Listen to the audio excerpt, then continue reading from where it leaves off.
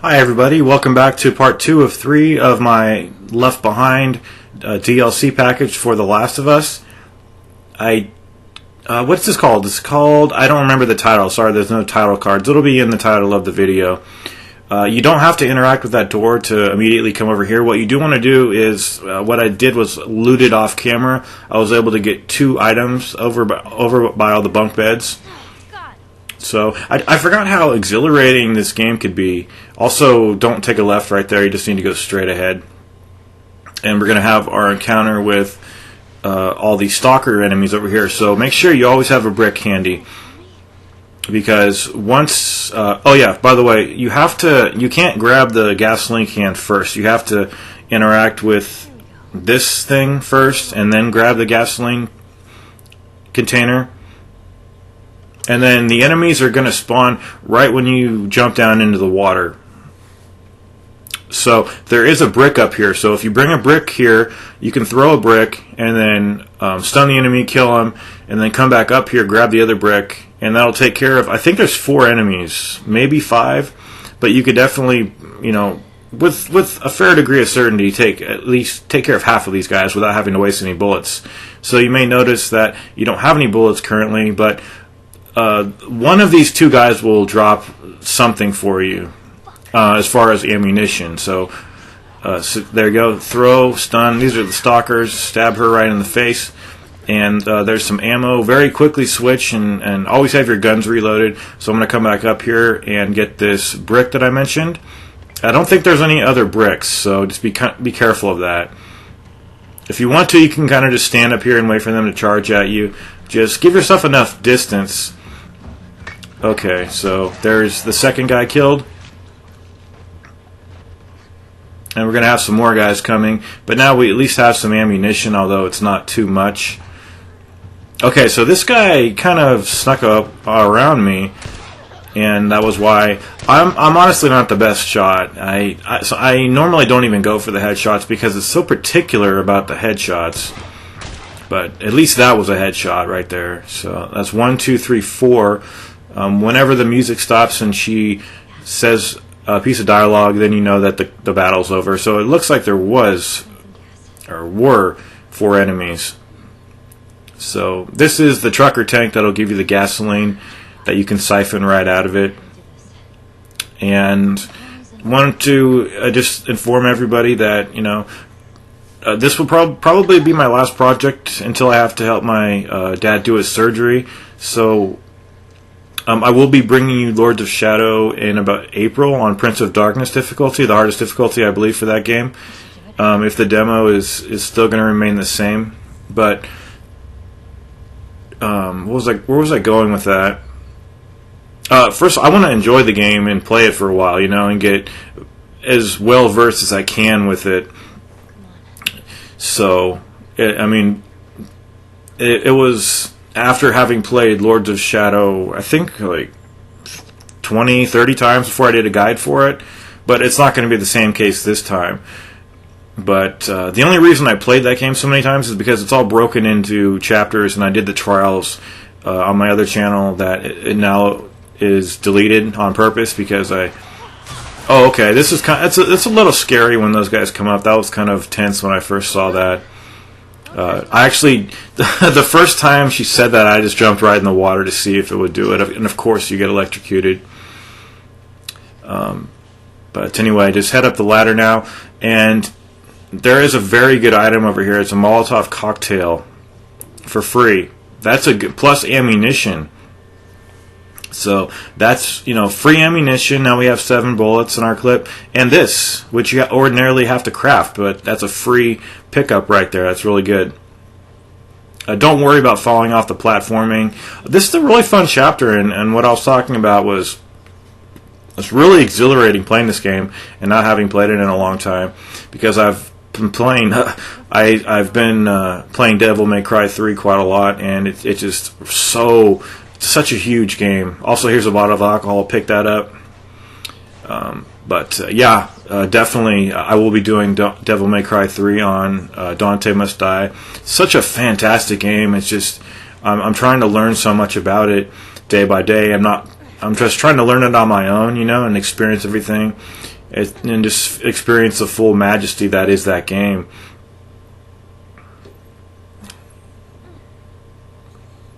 Anyway.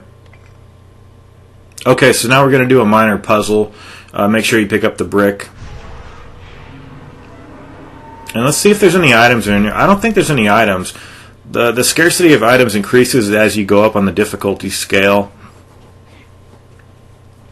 So what's going to happen here, if you don't wedge this item or this object under the open door, then you'll collapse as you're trying to walk across it. I don't think you take any damage, but you'll definitely need to complete this puzzle to go forward. And then we'll be doing the final battle of this. No, it's the second to last battle. Now, there's several ways you can approach this. I think they've included... Well, I know they've included the enemies on enemies. So, like, the humans can kill the stalkers, or the stalkers can kill the clickers, and vice versa this time around. I just kill everything. So... I know that sounds kind of bizarre, but like I just go for all the kills, and I don't try to sneak past things. I'll sneak up to people's back and just kill them. So that's what I do. But I don't like to say that because there's some guy called the El Presador. If anyone's ever heard of that guy is the weirdest guy, but he's got some cool videos, and I don't know. Just that guy is just so intense. But anyway, okay, so here's your checkpoint, and if you creep up, you can take this guy out, but you have to very light. Okay, these are called stationary enemies. I think even if you throw a brick, those guys will just stay where they are. Anytime it's just a stationary enemy, just bear that in mind. Okay, so now this clicker, he could go in the path that he's going now, or he could approach you. So a lot of these situations are going to have to be on a case-by-case situation. I wouldn't vault over this piece of cover right here until this guy is pretty clear of the surroundings. Watch out where you step. There's some scissors for you to grab. There's a bottle. Looks like we're in a pet store. Okay. And without the listen mode, this is going to be a little slow, but it'll be fun because I can narrate things and maybe talk about other things as well. But we've dispatched one of the runners, one of the clickers. Did we? Oh no, I think this is the first clicker that I'm working on. Yeah, because he did his circuit around the back door right there. So I think I am actually going to throw that to distract him, to get him over to where I need him, and then slowly inch my way around the corner. I'm telling you, if you move the analog stick all the way up, these guys will hear you. So you'll probably know that having played the game. And you could press the triangle button. It looks like there's no button prompts in this difficulty, and that's all well and good. But just bear in mind that you could, from very far distance away, press the triangle button, and you don't have to worry about possibly getting not close enough to him and swiping at him and alerting him by the sound of the swipe, because the melee button is not the button that is the execution button. The execution button is the triangle button. The melee is the square button, but you don't want to melee because you'll most likely lose most of your health or almost all of it, and you'll die. Or you'll have to heal too much. Okay, so who have we taken out? We've taken out a runner and a clicker. We've got one more runner over here who's just cowering right over there, an easy mark. But I think that I had to wait a second to kill this guy, because if you kill an enemy too closely to another, then they'll also hear you. But this was a close call because I threw... Well, you'll see what happens. I don't want to spoil it. So I'm just kind of waiting to stab this guy. He's stabbable at this point. And that was pretty damn risky because the clicker was so close right there. And in fact, he kind of got alerted and unalerted over here. See, I threw the bottle, but it ended up smashing him right in the face. And for some reason, he just accepted it. And he kind of... You see, the flashlight has no bearings, so don't worry about that. And I don't know what this guy was thinking. And I pulled my gun I think you'll see me pull my gun, or maybe I already did pull the gun. But now I'm going to. I could go to the end, but I don't want any enemies left because I just don't want to open that thing with any enemies behind me.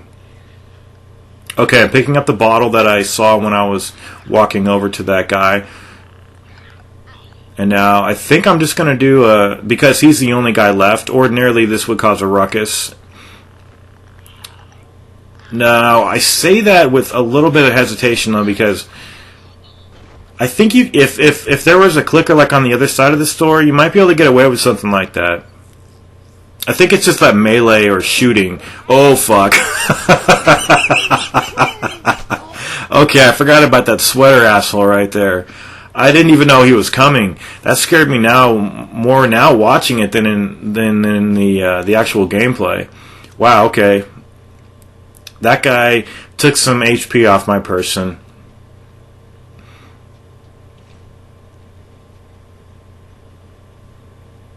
Okay, so one more battle outside where the chopper is, and it's just 2 clickers.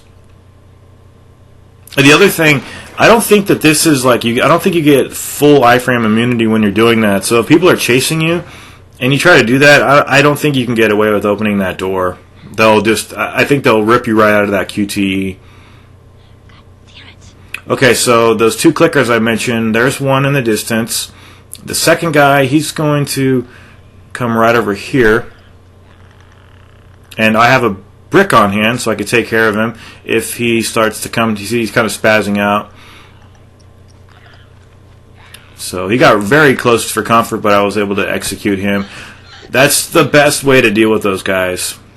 Because even though this clicker's coming over here, it wasn't because he's alerted. He's just coming over here because his scripting is dictating randomly that he come over here. So I don't have any bricks. That's why I'm scanning the environment. So what I'm going to do is just stalk him and stab him. And the unnerving and kind of, it's tugging at your heartstrings the entire time, because you know that these guys walk faster than you can. See, you have to walk at a crawl, and they could walk as fast as they can, and you just don't want them to turn around. But even if they did, you could stab them from in front too. It doesn't matter. And that icon in the bottom left, it's telling me to shake the flashlight with the DualShock, but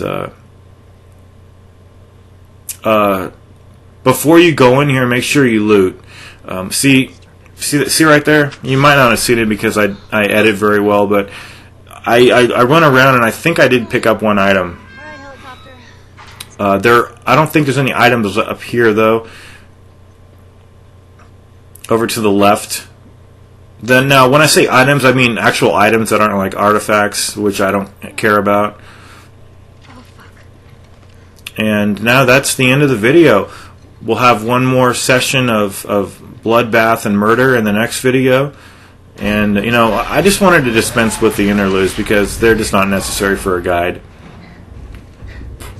And by the way, this mall, it's not the same mall because they're in different states.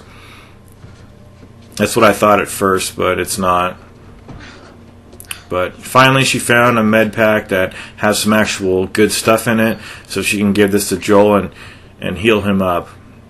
So I'm going to see you guys in the next video.